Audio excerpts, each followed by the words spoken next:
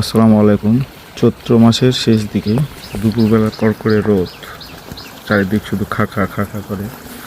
সমস্ত গাছগাছালির বাঁশের পাতা থেকে শুরু করে গাছগাছালির পাতা ঝরে পড়েছে, পুরনো পাতা, নতুন পাতা গজাচ্ছে, সেগুলো চিরসবুজ। বিল থেকে পানি সেচ করছে কৃষকেরা। এই পানি বয়ে যাওয়ার দৃশ্যটা দেখে আমার কাছে খুবই ভালো লাগলো, এই জন্য ভিডিওটা করতেছি। দেখেন, এই যে পানি বয়ে যাওয়া, এটা যদি সামনে যদি আমরা বাদ দিই, তাহলে এই পানিটা ওভারফ্লো হয়ে দুই পাশে পানি উঠে যাবে, তাই না?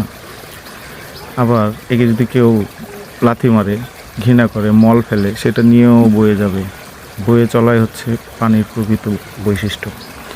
আমাদের জীবনের দুঃখ কষ্টগুলো যদি আমরা এভাবে বাদ দিয়ে রাখি, তাহলে এগুলো ওভারফ্লো হয়ে সমস্যা সৃষ্টি হবে, প্রবলেম ক্রিয়েট হবে। সো আমাদেরকে এভাবে বয়ে যেতে দেওয়া উচিত। ধন্যবাদ। আসসালামু আলাইকুম।